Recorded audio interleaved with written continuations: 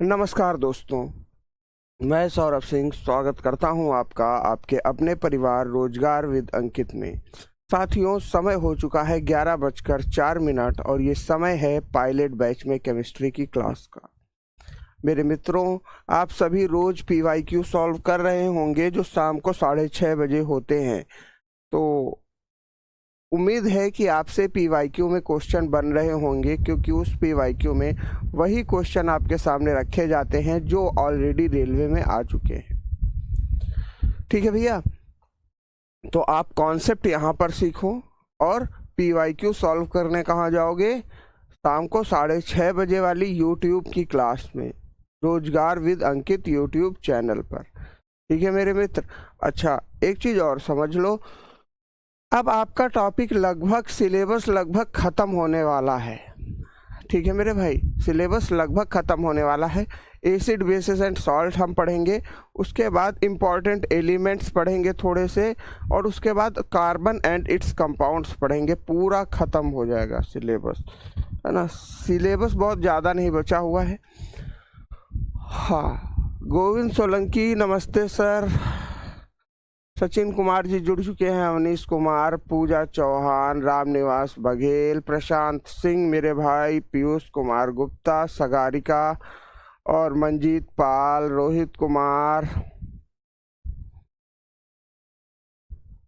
कुलदीप कुमार। ठीक है मेरे भाई। हाँ, कृष्णकांत गुर्जर। मेरे मित्र, एक बार आप लोग ये जरूर बता दो कि पीवाईक्यू बेहतरीन बना पा रहे हो? पीवाईक्यू अच्छे चल रहे हैं,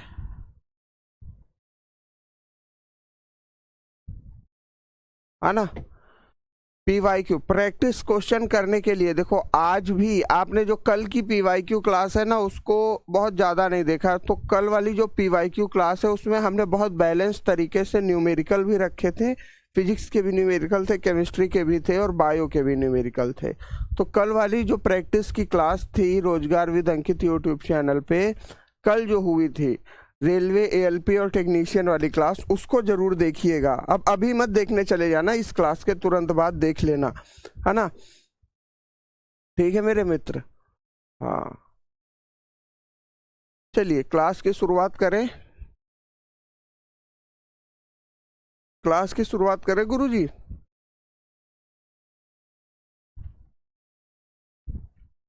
आशीर्वाद भैया योगेश।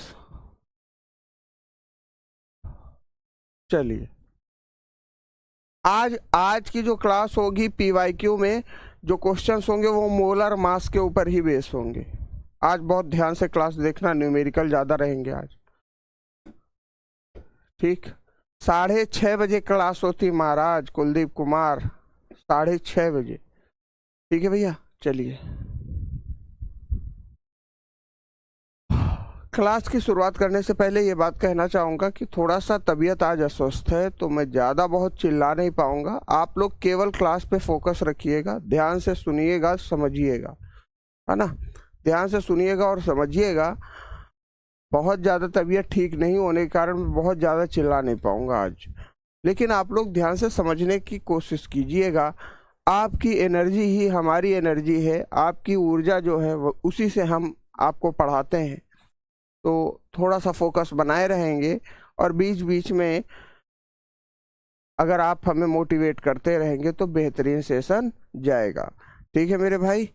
चलिए, आज का हमारा सेशन है एसिड बेसिस एंड सॉल्ट का, यानी कि अम्ल क्षार और नमक का। किसका है? अम्ल क्षार और नमक का। चलिए देखते हैं सबसे पहली चीज कि एसिड है क्या। एसिड है क्या मेरे मित्र, यानी कि अम्ल है क्या। हेडिंग लगा लेते हैं एसिड के बारे में।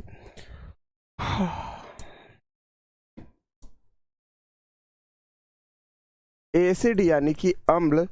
अब देखो मेरे भाई, सबसे पहला प्रश्न पूछा जाता है कि गुरुजी एसिड शब्द की उत्पत्ति कहाँ से हुई, है ना। सबसे पहला प्रश्न ये पूछा जाता है, एसिड शब्द की उत्पत्ति कहाँ से हुई। तो याद रखना मेरे भाई, एसिड शब्द की उत्पत्ति हुई एसियर शब्द से। एसिड शब्द की उत्पत्ति, लिख देता हूं मैं,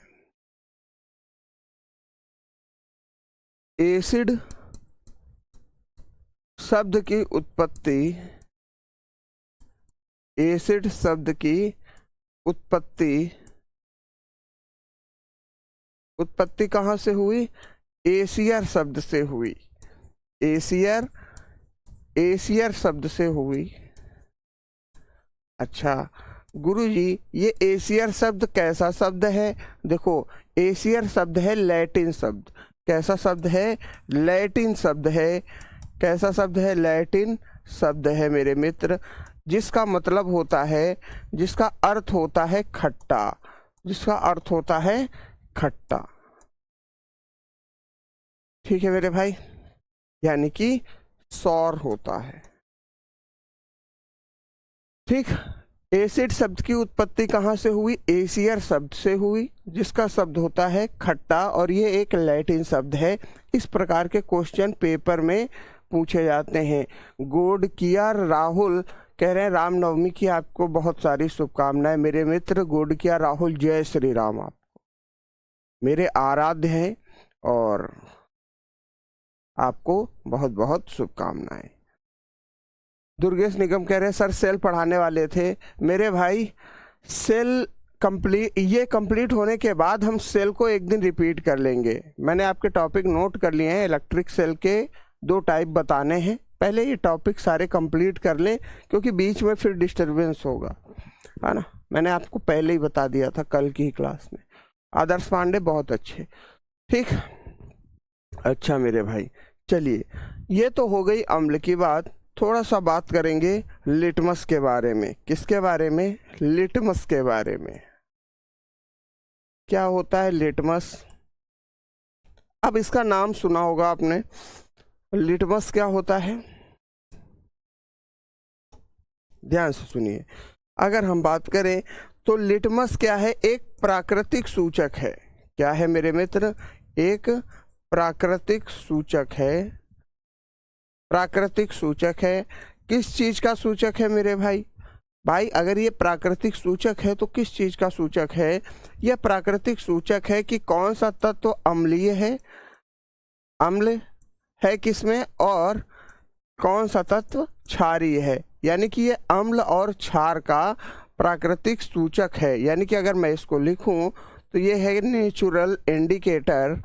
नेचुरल इंडिकेटर, इसका इंडिकेटर है एसिड और बेस का, एसिड एंड बेस का। ठीक है मेरे भाई, कोई समस्या नहीं। ये क्या हो रहा है?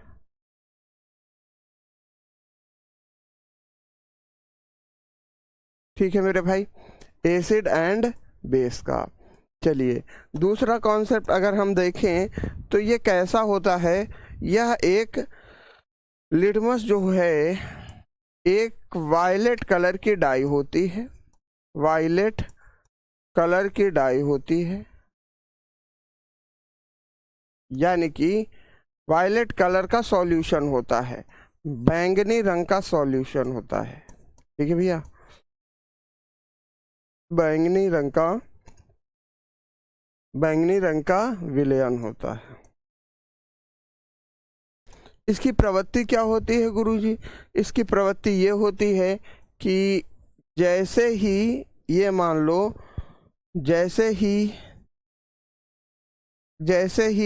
अम्ल के संपर्क में आता है, यानी कि एसिड के संपर्क में आता है, अम्ल के संपर्क में आता है मेरे मित्र, यानी कि एसिड के कांटेक्ट में आता है, एसिड कांटेक्ट में आता है इसके, तो ये कैसा हो जाता है? ये लाल हो जाता है, रेड हो जाता है। ये कैसा हो जाता है? लाल हो जाता है। लेकिन अगर वही कोई बेस, कोई क्या आ जाए? कोई बेस आ जाए, जैसे ही कोई क्षार आता है, कोई क्षार संपर्क में आता है, यानी कि बेस संपर्क में आता है मेरे मित्र, तो ये कैसा हो जाता है? ब्लू हो जाता है, यानी कि नीला हो जाता है। ठीक है बाबूजी, यहाँ तक किसी को कोई समस्या है तो बताओ। एकदम कॉन्सेप्ट समझ में आ रहा है? बोलो। ठीक है ना, कोई दिक्कत यहाँ तक? चलिए आगे बढ़ते हैं। अब हम बात कर लेते हैं, एक मशहूर वैज्ञानिक थे अहरनेसियर, उनके अनुसार अम्ल और क्षार की परिभाषाएं कुछ अलग अलग थीं। चलिए हम समझ लेते हैं उनके अनुसार क्या परिभाषाएं थीं। देखो, एक बेटा बहुत मशहूर वैज्ञानिक थे अहरनेसियर, क्या नाम था उनका? अहरनेसियर।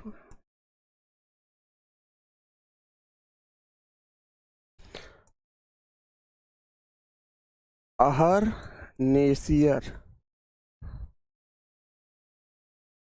ठीक, ये वैज्ञानिक थे मेरे मित्र। क्या नाम था इनका? अहरनेसियर। ठीक, इनके अनुसार क्या था?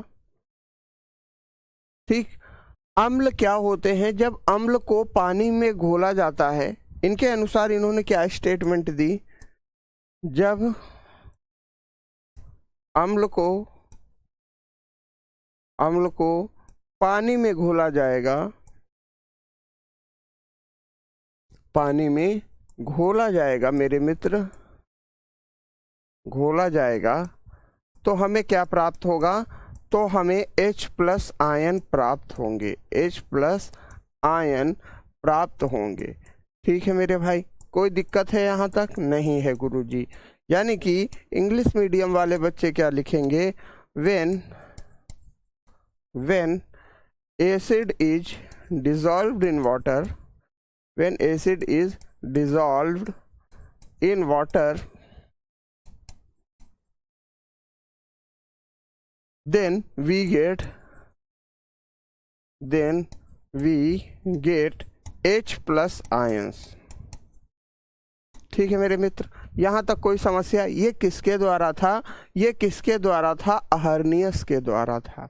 यानी कि एक मशहूर वैज्ञानिक थे अहरनियस, इन्होंने क्या बताया कि जब हम अम्ल को पानी में घोलेंगे तो हमारे पास H+ आयंस रिलीज होंगे।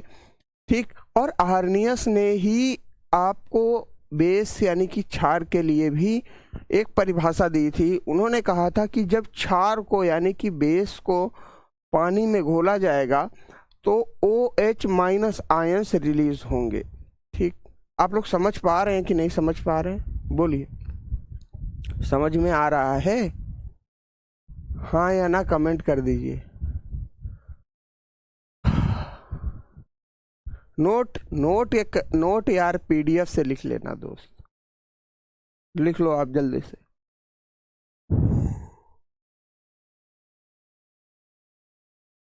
ठीक है भैया, क्लियर? चलिए, कोई समस्या? जैसे उदाहरण क्या ले लेते हैं हम। देखो, उदाहरण के लिए हमने क्या किया? HCl का रिएक्शन कराया जल के साथ, HCl और जल। देखो, HCl क्या है? हाइड्रोक्लोरिक एसिड है मेरे मित्र। H+ आयन क्या होता है? योगेश जी पूछ रहे हैं मेरे मित्र। H+ आयन कुछ नहीं होता है, ये हाइड्रोजन गैस होती है, हाइड्रोजन गैस होती है बाबू, है ना। H+ आयन कुछ नहीं होता है भाई, ये हाइड्रोजन गैस होती है, हाइड्रोजन गैस होती है दोस्त। ठीक है भाई, है ना, हाइड्रोजन गैस ही H+ आयंस के रूप में निकलती है। देखो, HCl + H2O का जब रिएक्शन होगा मेरे मित्र, तो क्या संभव होगा? देखो, हाइड्रोजन गैस निकल जाएगी, ठीक है, अच्छा, और प्लस का Cl जो है, Cl जो है, क्लोरीन जो है, ये अलग हो जाएगा। यानी कि जब हमने इसका विखंडन किया हाइड्रोक्लोरिक एसिड का, तो हाइड्रोजन और क्लोरीन दोनों अलग अलग हो गए। ठीक है मेरे भाई, यहाँ तक किसी को कोई समस्या? ठीक है, चलिए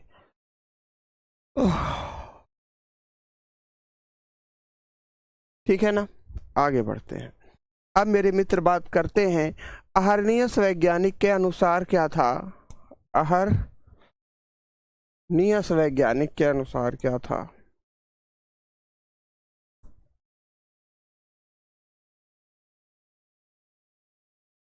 अहरनियस वैज्ञानिक के अनुसार क्षार के बारे में क्या बताया गया?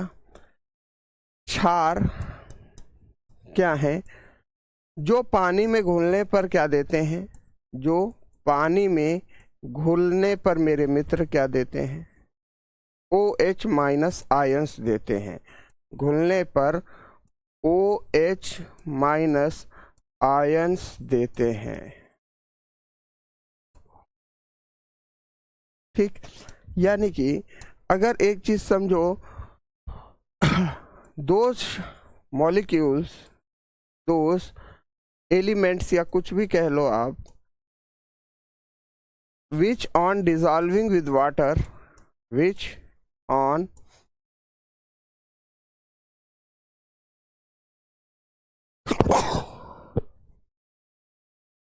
which on dissolving with water gives OH minus ions.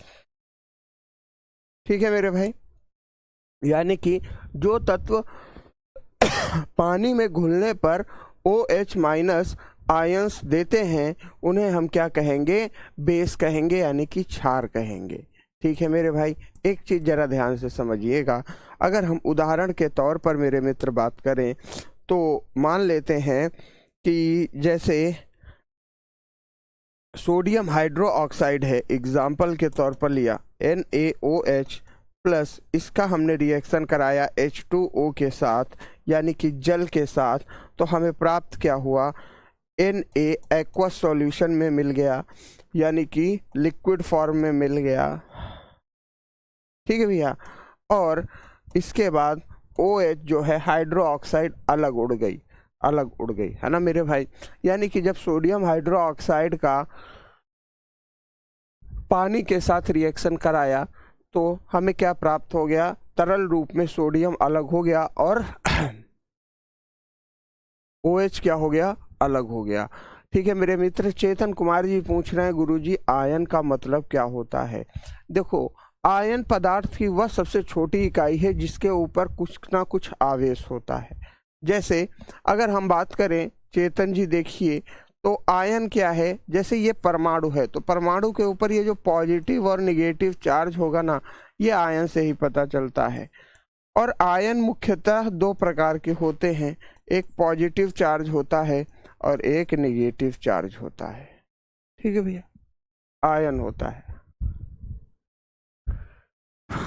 यहां तक क्लियर हो गया? ठीक है मित्र, चलिए आगे बढ़ते हैं। एक भाई साहब पूछ रहे हैं कि गुरुजी ऑक्सीजन कहाँ चला गया? प्रशांत सिंह, अरे मेरे भाई, जब OH निकला यानी कि हाइड्रो ऑक्साइड जो निकला तो ऑक्सीजन उसी के साथ भी निकल गया ना, हाइड्रोजन के साथ भी तो ऑक्सीजन निकल गया। सोचो आप, अगर हाइड्रो ऑक्साइड को रिलीज किया जा रहा है तो हाइड्रोजन के साथ ही तो ऑक्सीजन निकलेगा। ठीक है मेरे भाई, सर आज नहीं समझ में आ रहा है क्योंकि आप, अरे भैया समझो यार, एकदम एकदम समझा के बता रहे हैं हम तुमको। ठीक है, चलिए चलिए अब हम बात करते हैं अब बात आती है कि धातुओं के साथ अम्ल और क्षारकों की क्या क्या अभिक्रिया होती है। ठीक है मेरे भाई, धातुओं के साथ अम्ल और क्षारकों की क्या क्या अभिक्रिया होती है।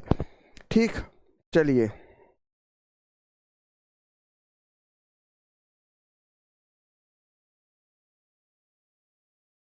अम्ल की धातुओं के साथ अभिक्रिया,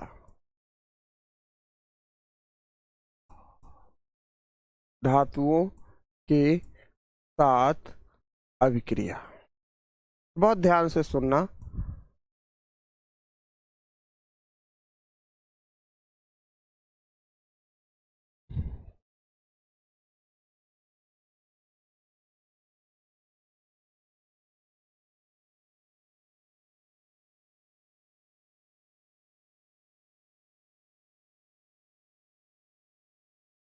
अगर हम बात करें मेरे मित्र तो यहाँ पर क्या होगी, रिएक्शन ऑफ एसिड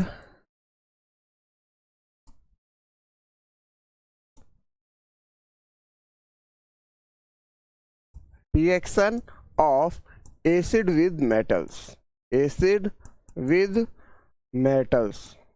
ठीक है भैया, reaction of acid with metals के बारे में हम बात करेंगे, तो ध्यान से सुनिएगा। जब एसिड यानी कि किसी भी एसिड, ठीक है हर्षित मलिक, एसिड और बेस का चैप्टर चल रहा है और आप कह रहे हो कि एसिड के बारे में बताओ यार, कुछ तो सोचो यार, कोई तो बात का सेंस रखो। ठीक है मेरे भाई,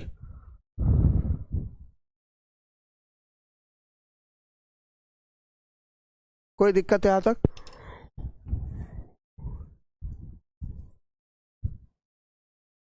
ठीक, चलिए अगर हम बात करें reaction of acid with metals के बारे में, यानी कि जब कोई भी धातु किसके साथ, अम्ल के साथ अभिक्रिया करती है तो हमें क्या प्राप्त होगा। देखो, जैसे कोई भी धातु किसके साथ अभिक्रिया कर रही है, अम्ल के साथ अभिक्रिया कर रही है, यानी कि मेटल जो है एसिड के साथ अभिक्रिया अगर करेगा तो मेरे मित्र क्या बनाएगा, एकदम ये कॉमन फॉर्मूला है, याद रखिएगा। कॉमन फार्मूला है, क्या बनाएगा मेरे भाई, सॉल्ट बनाएगा, यानी कि नमक बनाएगा, नमक बनाएगा और प्लस H2 गैस रिलीज कर देगा, H2 गैस को क्या करेगा, रिलीज कर देगा। ठीक है भैया, यानी कि अगर हम बात करें कोई भी धातु जब किसके साथ रिएक्शन करेगी, नमक के साथ रिएक्शन करेगी, तो वो क्या बनाएगी मेरे भाई जब धातु एसिड के साथ रिएक्शन करेगी तो नमक बनाएगी और H2 गैस रिलीज कर देगी। ठीक है मेरे भाई अच्छा, एक चीज और समझिए कि जब कोई क्षार यानी कि अगर बेस रिएक्ट करेगा, क्या करेगा, बेस रिएक्ट करेगा, बेस रिएक्ट करेगा अगर, यानी कि क्षार अगर किसके साथ, क्षार रिएक्ट करेगा धातु के साथ, क्षार प्लस धातु रिएक्ट करेगा तो क्या देगा, लवण बनाएगा ये भी, और क्या निकालेगा, हाइड्रोजन गैस निकालेगा। ठीक है भैया, हाइड्रोजन गैस निकालेगा, यानी कि अगर हम बात करें तो बेस प्लस मेटल रिएक्ट करेगा तो सॉल्ट बनाएगा मेरे भाई और हाइड्रोजन गैस को रिलीज कर देगा। यहाँ तक बात समझ में आई। एग्जाम्पल के तौर पर हम एक समीकरण ले लेंगे, कौन सा समीकरण ले लेंगे, एग्जाम्पल के तौर पर हम ले लेते हैं 2NaOH प्लस, इसकी रिएक्शन किसके साथ हमने करा दी, जिंक के साथ करा दी, यानी कि सोडियम हाइड्रो ऑक्साइड की रिलीज रिएक्शन किसके साथ, देखो सोडियम हाइड्रो ऑक्साइड की रिएक्शन करा दी जिंक के साथ, तो हमें प्राप्त क्या हो गया Na2ZnO2 प्लस हाइड्रोजन गैस। ठीक, अच्छा अब देखो इसको क्या कहा जाता है, सोडियम जिंकेट कहा जाता है, इसको कहा जाता है सोडियम जिंकेट, जो कि एक प्रकार का बाबूजी क्या है, नमक है। ध्यान से सुनिएगा, इधर लिख देता हूं मैं Na2ZnO2, ये क्या है, सोडियम जिंकेट है, सोडियम जिंकेट है, जो कि एक प्रकार का क्या है, सॉल्ट है, सॉल्ट है यानी कि नमक है मेरे भाई। ठीक, उसके साथ ही हाइड्रोजन गैस इवॉल्व हो गई। देखो चाहे एसिड हो चाहे बेस हो, दोनों ही जब एसिड और बेस दोनों ही धातुओं के साथ रिएक्शन करेंगे तो हाइड्रोजन गैस रिलीज करेंगे। ध्यान से सुनिए, चाहे अम्ल हो चाहे क्षार हो, ध्यान से सुनिए इस बात को मेरी, चाहे अम्ल हो चाहे क्षार हो, जब दोनों धातुओं के साथ अभिक्रिया करेंगे, चाहे वो अम्ल हो चाहे क्षार हो, तो क्या रिलीज करेंगे? हाइड्रोजन गैस रिलीज करेंगे और बनाएंगे क्या? नमक बनाएंगे, यानी कि सॉल्ट बनाएंगे। ठीक है मेरे भाई, ठीक। चाहे अम्ल हो या क्षार हो, जब वे धातुओं के साथ अभिक्रिया करेंगे तो हाइड्रोजन गैस रिलीज करेंगे और बनाएंगे क्या? नमक बनाएंगे, यानी कि सॉल्ट बनाएंगे। यहां तक बोलो बात क्लियर हो गई कि नहीं हुई? अगर आप समझना चाहोगे तो बिल्कुल समझ में आएगा यार, अगर समझोगे नहीं तो फिर क्या? सर दोनों सेम बनाएगा, बिल्कुल रवीना चौहान, वही तो बात कह रहा हूं मैं, दोनों चीजें सेम ही बनाएंगे। क्योंकि जब एसिड या बेस किसी भी मेटल के साथ रिएक्ट करेगा तो वो नमक और हाइड्रोजन गैस को रिलीज करेगा, बस इतनी सी बात है। ठीक है मेरे भाई, चलिए आगे बढ़ते हैं। अब देखो, अब धातु कार्बोनेट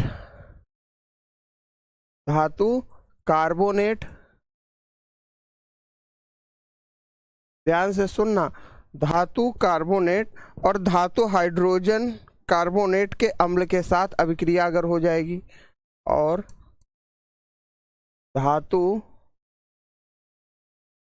हाइड्रोजन कार्बोनेट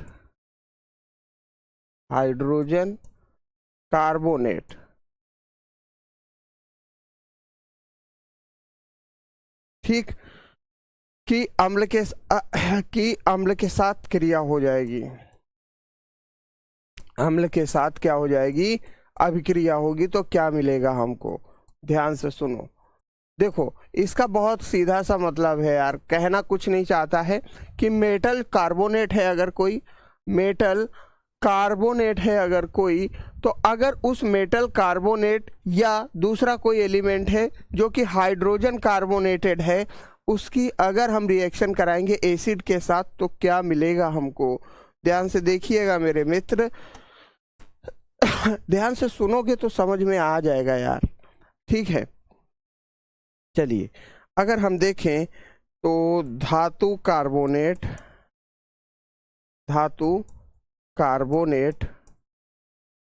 या धातु कार्बोनेट के साथ साथ हम धातु हाइड्रोजन कार्बोनेट भी लिख सकते हैं।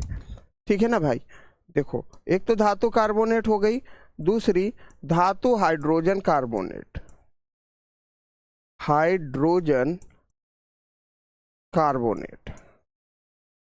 ठीक है भैया, कार्बोनेट। ठीक, अच्छा इनके साथ में क्या रिएक्शन होनी चाहिए? अम्ल की रिएक्शन होगी, तो हमें प्राप्त क्या होगा मेरे दोस्त? हमें प्राप्त होगा नमक यानी कि लवण प्लस कार्बन डाइऑक्साइड। याद रखना ये फार्मूला है आपके लिए मेरे भाई, है ना, कार्बन डाइऑक्साइड। अच्छा, अगर हम बात करें तो इसको अगर हम अंग्रेजी में लिखेंगे मेरे भाई तो क्या लिख देंगे? मेटल कार्बोनेट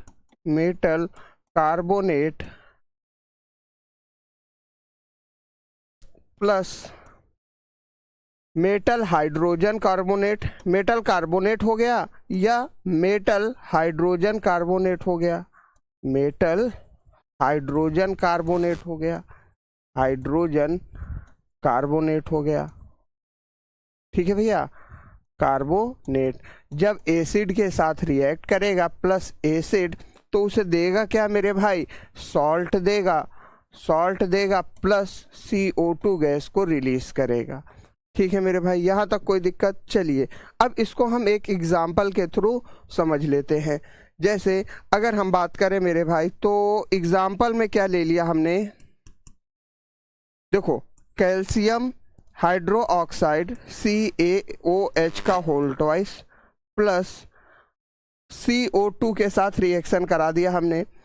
क्या करा दिया? CO2 के साथ रिएक्शन करा दिया, तो इसने क्या किया? CaCO3 बनाया प्लस H2O पानी निकाल दिया।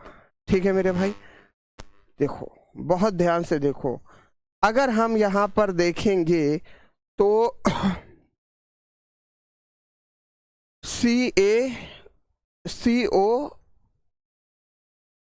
CaCO H का होल ट्वाइस यानी कि calcium hydro oxide CO2 release हो जाएगा। हाँ, CO2 रिलीज हो जाएगा मेरे भाई, ठीक है। ठीक, अगर आप यहाँ पे देखोगे तो हमने जब कैल्शियम कार्बोनेट के साथ इसकी अभिक्रिया कराई तो इसमें क्या हुआ, CO2 तो रिलीज हो गया और हमारे पास बचा क्या, CaOH का होल ट्वाइस। ठीक है मेरे भाई, चलिए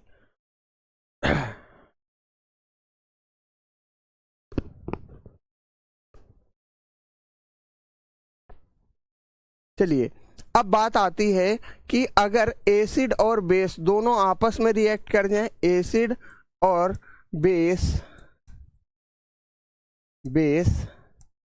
यदि क्या करेंगे, आपस में अभिक्रिया कर देंगे, यानी कि अम्ल और क्षार आपस में अभिक्रिया कर देंगे, अम्ल और क्षार आपस में यदि अभिक्रिया करें, अम्ल और क्षार आपस में अगर अभिक्रिया करें तो क्या परिणाम होगा। चलिए समझते हैं क्या होगा। देखो, एसिड प्लस बेस क्या रिएक्ट करेंगे, सॉल्ट प्लस वाटर देंगे, सॉल्ट प्लस वाटर देंगे भैया। ठीक है दोस्त, अगर हम बात करें कि एसिड और बेस अगर आपस में रिएक्शन करते हैं, यानी कि अम्ल और क्षार आपस में, अम्ल प्लस क्षार आपस में रिएक्शन करेंगे तो हमें क्या देंगे मेरे मित्र, नमक की प्राप्ति होगी और साथ में पानी मिलेगा। उदाहरण के तौर पर चलिए हम देख लेते हैं। उदाहरण के तौर पर अगर हम बात करें तो एक एसिड ले लेते हैं HCl और एक बेस ले लेते हैं NaOH। बोलो कोई दिक्कत, एक अम्ल है एक क्षार है, ठीक है भाई।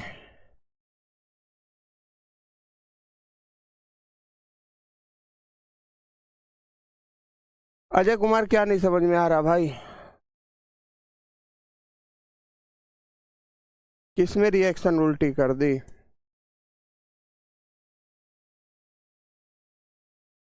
इसमें रिएक्शन उल्टी कर दी।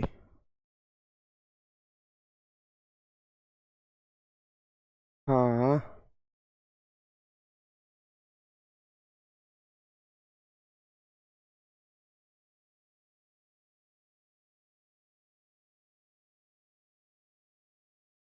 चलिए,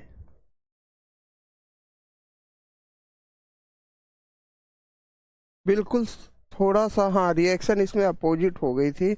अगर हम इसका लिखेंगे तो क्या लिख लेते हैं, मेटल कार्बोनेट यानी कि CaCO3, और इसका रिएक्शन हम सीधा सा पहले किसके साथ, हाइड्रोजन कार्बोनेट यानी कि हाइड्रोजन कार्बोनेटेड वाटर भी होता है, तो इसका रिएक्शन हम किसके साथ करा देते हैं, H2O लिक्विड के साथ करा देते हैं। फिर हमारे पास क्या प्राप्त हो जाएगा, कैल्शियम हाइड्रोजन ऑक्साइड यानी कि CaOH whole twice plus CO2 gas, ये क्या करेगा, रिलीज कर देगा। अभी इक्वेशन प्रॉपर है, बोलिए कोई दिक्कत यहाँ तक, कोई समस्या यहाँ तक, ठीक है।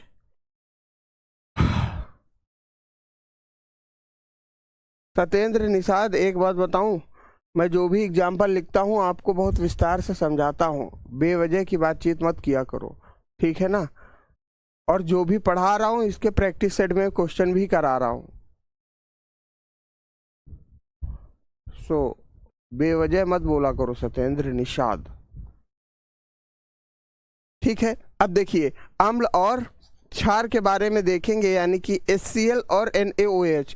HCl क्या है, एक एसिड है जिसको आप हाइड्रोक्लोरिक एसिड कहते हो, और अगर हम बात करें NaOH यानी कि सोडियम हाइड्रो ऑक्साइड क्या है, एक बेस है, ठीक। ये दोनों आपस में रिएक्ट करेंगे तो हमारे पास क्या प्राप्ति होगी, देखो हमें मिलेगा नमक। नमक का फॉर्मूला क्या है? NaCl। बिल्कुल गुरुजी, Na यानी कि सोडियम और क्लोरीन के तत्व आपस में एक साथ हो जाएंगे, प्लस हमें क्या देखने को मिलेगा? Hydrogen H2O। कैसे गुरुजी? देखो यहाँ पर ये एक वेल बैलेंस्ड इक्वेशन है, यहाँ पर सारे इक्वेशन पूरी तरीके से बैलेंस्ड है। ठीक है मेरे भाई। अब देखो यहाँ पर हाइड्रोजन के 2 तत्व हैं, तो यहाँ पर H2 और ऑक्सीजन का एक तत्व है O। यानी कि अगर हमने जब एक क्षार और एक अम्ल यानी कि एक एसिड और एक बेस की रिएक्शन कराई तो हमें प्राप्त क्या हो गया? नमक प्राप्त हुआ और पानी प्राप्त हुआ। ठीक है मेरे भाई, यहां तक ठीक? कोई दिक्कत यहां तक?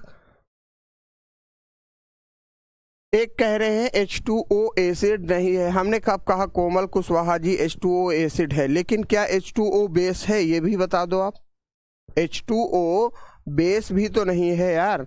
मैंने मान लिया आपकी बात, H2O एसिड नहीं है, लेकिन H2O बेस भी तो नहीं है। ये तो एक न्यूट्रलाइज्ड सॉल्यूशन है। पानी क्या है? एक न्यूट्रल यानी कि उदासीन सॉल्यूशन है, जो एक बहुत अच्छा विलायक माना जाता है। बात समझ में आई? चलिए अम्ल और क्षार के बाद अब हम आगे बढ़ते हैं कि धातु ऑक्साइड के साथ रिएक्शन होगा तो क्या बनेगा। ठीक है मेरे भाई, यानी कि जब एसिड रिएक्ट करेगा किसके साथ? एसिड प्लस मेटल ऑक्साइड के साथ। मेटल ऑक्साइड के साथ एसिड प्लस मेटल ऑक्साइड के साथ रिएक्शन करेगा तो क्या बनाएगा बाबूजी? सॉल्ट बनाएगा प्लस वाटर बनाएगा। ठीक है, कोई समस्या? यानी कि अगर हम देखेंगे तो अम्ल जो है धातु ऑक्साइड के साथ जब रिएक्शन करेगा, धातु ऑक्साइड के साथ जब रिएक्शन करेगा तो नमक बना देगा और पानी बना देगा। ठीक, कोई समस्या? धातु जब भी ऑक्साइड के साथ रिएक्शन करेगा तो क्या बना देगा? नमक बना देगा और पानी बना देगा। ठीक, यहाँ तक किसी को कोई समस्या? चलिए, अच्छा ये क्या कह रहा है भाई? इन लोगों को समस्या हमको लग रहा है इस समीकरण में हो रही है ना? यही समीकरण दिक्कत कर रहा है ना, CaCO3 वाला, CaCO3 वाला यही समीकरण दिक्कत कर रहा है। Metal carbonate, metal hydrogen carbonate. चलो इसकी हम एक नई समीकरण बना लेते हैं। ठीक है भैया, इसकी एक नई समीकरण बनाते हैं इसी के आधार पर। ठीक है मेरे भाई, धातु कार्बोनेट को क्या हम धातु कार्बोनेट को अगर हम लिखें तो CaCO3 लिख सकते हैं कि नहीं लिख सकते? बोलो। ठीक, लिखा जा सकता है, बोलिए। ठीक, अच्छा कैल्शियम कार्बोनेट हो गया। हमने कहा था चाहे आप कैल्शियम कार्बोनेट के साथ रिएक्शन कराओ चाहे कैल्शियम हाइड्रोजन कार्बोनेट हो, दोनों में से कोई भी एक हो। ठीक, CaCO3 की रिएक्शन हम करा देते हैं HCl के साथ। किसके साथ करा देते हैं? HCl के साथ। एसिड है तो हमें क्या प्राप्त हो जाना चाहिए? हमें प्राप्त हो जाना चाहिए CaCl। ठीक है मेरे भाई, और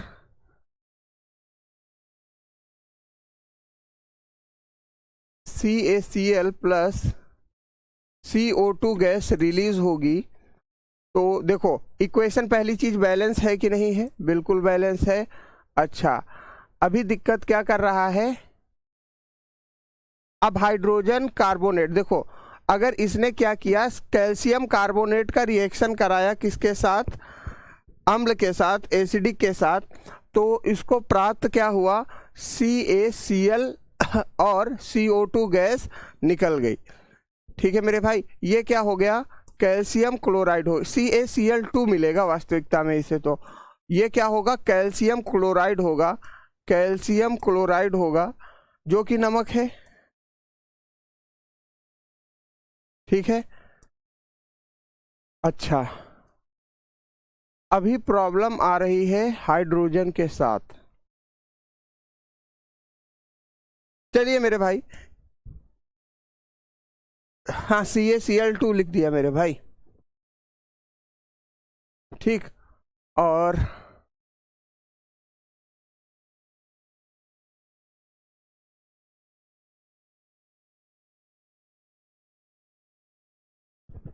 हाँ ठीक है, CaCl2 plus CO2 gas release हो जाएगी और OH गैस भी रिलीज होगी। आयन मतलब आयनिक रिएक्शन होगी, यानी कि जिसमें हाइड्रो ऑक्साइड रिलीज होंगे। क्यों रिलीज होंगे मेरे भाई? कैल्शियम कार्बोनेट एक क्षार है, बेस है, और इसकी रिएक्शन जब हमने कराई किसके साथ? एसिड के साथ कराई, तो हमें क्या प्राप्त हुआ? CaCl2 यानी कि नमक प्राप्त हुआ।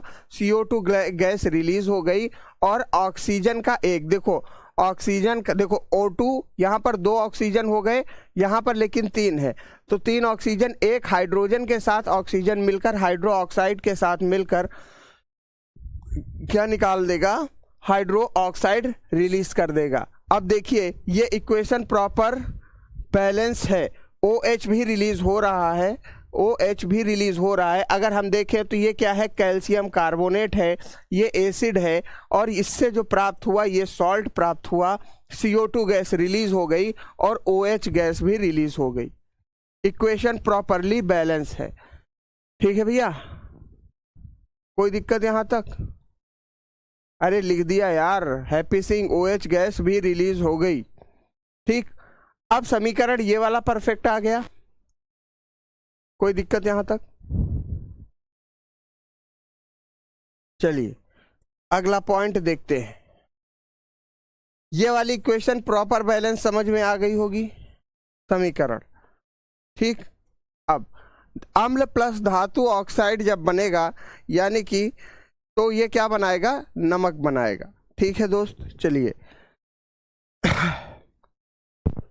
यहां तक किसी को कोई दिक्कत?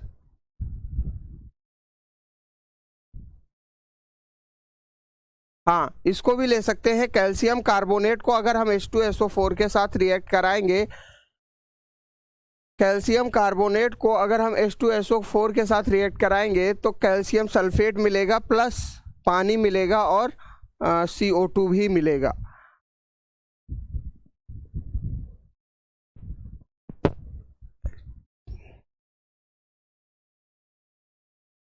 कोई दिक्कत यहाँ तक? चलिए, अम्ल प्लस धातु ऑक्साइड के बारे में अगर हम बात करेंगे तो मान लेते हैं कि हमने एक एसिड ले लिया HCl प्लस धातु ऑक्साइड क्या ले ली?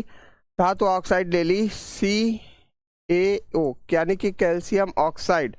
कैल्शियम ऑक्साइड, तो अभी हमें क्या मिलेगा? CaCl यानी कि कैल्शियम क्लोराइड मिल जाएगा, और प्लस H2O। रुको,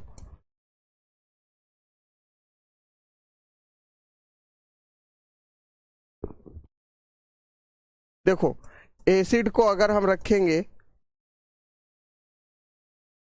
एसिड को रखते हैं Na प्लस NaO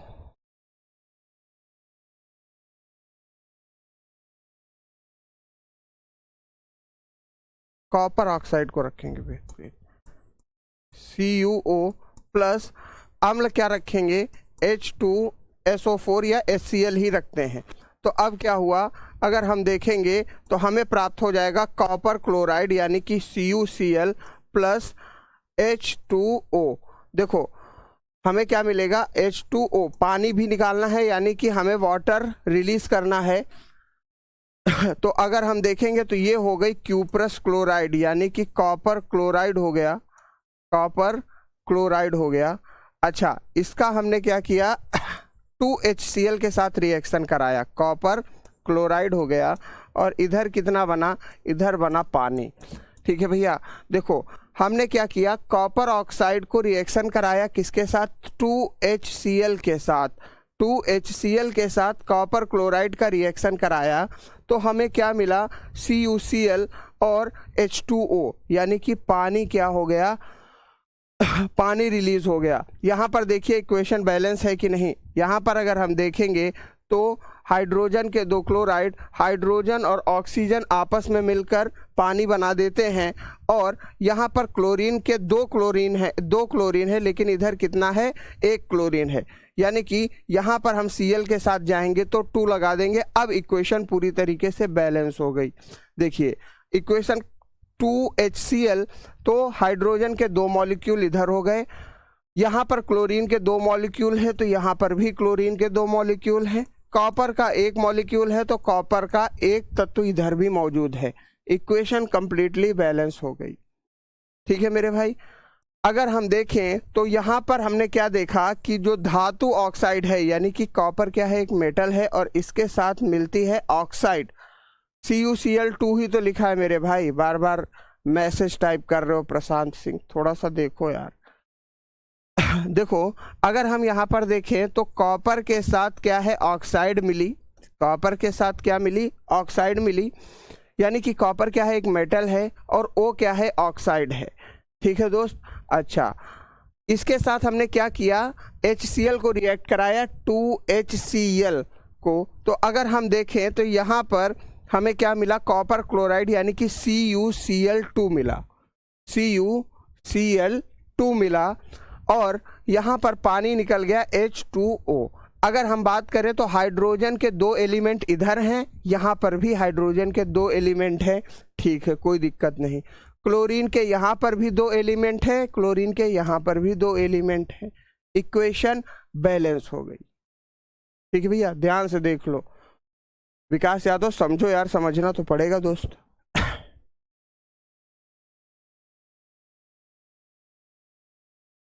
ठीक, कोई समस्या? चलिए,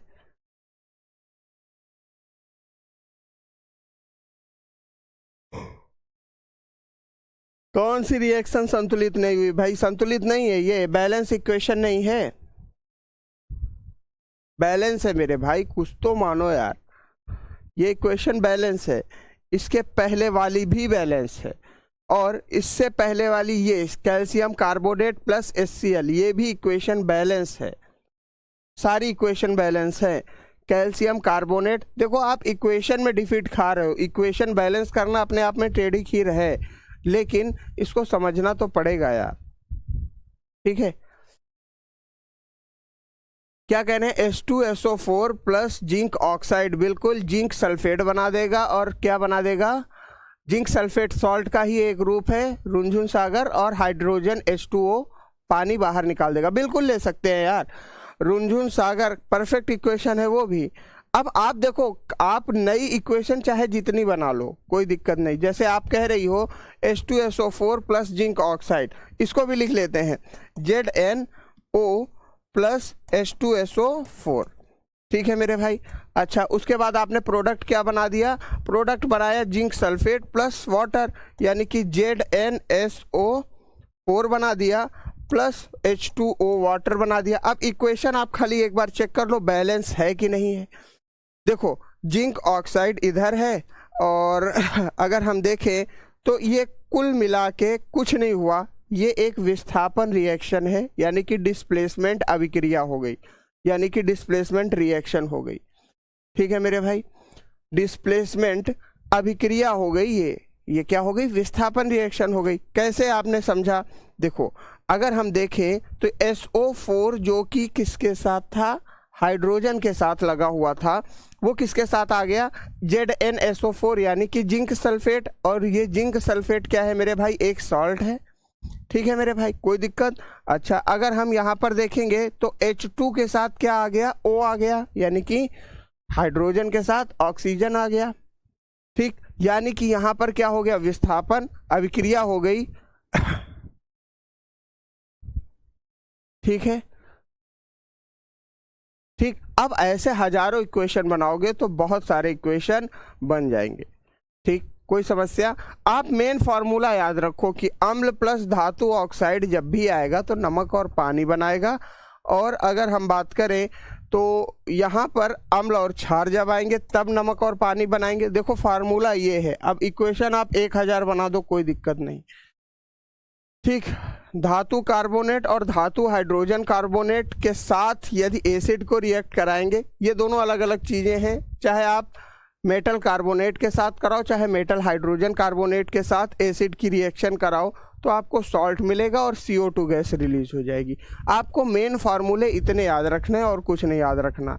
इक्वेशन तो अपने आप बन जाएगी, जब आप प्लेस करते जाओगे चीज़ों को तो इक्वेशन अपने आप बनती जाएगी, ठीक है। चलिए आज के लिए इतना ही, कल हम इसका पार्ट 2 देखेंगे और वहाँ पर चीज़ों को समझेंगे, ठीक है। एक बार आज की क्लास को बार बार से दोबारा से देखना, अगर कोई डाउट आता है तो मैं कल सारे डाउट क्लियर करूँगा। दोबारा से देखिएगा आज की क्लास, क्योंकि रिएक्शन बनाने में प्रॉब्लम आई है, ठीक है भाई। तो एक बार फिर से देखिएगा क्लास को, बहुत ध्यान से देखिएगा, बिल्कुल आसानी से कॉन्सेप्ट क्लियर हो जाएंगे। इतना कठिन है नहीं जितना कठिन आप समझ रहे हो, ठीक है। यहाँ तक कोई समस्या? अच्छा, शाम को है मेरे भाई PYQ की क्लास है, प्रैक्टिस सेट लगेगा। प्रैक्टिस सेट लगेगा कितने बजे? 6:30 पर, 6:30 पर 6:30 बजे। कहाँ पर होगा ये? रोजगार विद अंकित यूट्यूब चैनल पर, ठीक है भैया। वहाँ पर हम क्या बताएंगे आपको? क्वेश्चन लेकर आएंगे, जो एक एक क्वेश्चन कैसा होगा मेरे भाई, एक एक क्वेश्चन रेलवे का, ALP का, NTPC का, ग्रुप D का, सारे कॉन्सेप्ट को, रेलवे JEE का, RRB JEE के क्वेश्चन भी आपको वहाँ पर देखने पड़ेंगे, है ना। जिसको मेरे भाई आज की क्लास नहीं समझ में आई 2 से 4 बार देखो, मैं कह रहा हूँ 2 बार देखो, 3 बार देखो, 4 बार देखो, और बहुत ज़्यादा वाले कॉन्सेप्ट नहीं देखने, वो लास्ट के 3 कॉन्सेप्ट आप देख लो बस, ठीक है भैया। देख लो एक बार, क्योंकि एज इट इज यहाँ से क्वेश्चन बनते हैं, इसीलिए मैंने आपको ये पॉइंट कराए हैं,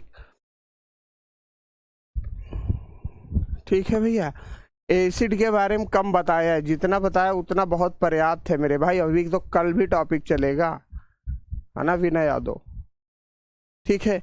तो इस प्रैक्टिस सेट में आज जरूर जुड़िएगा और बहुत शानदार से क्वेश्चन होंगे।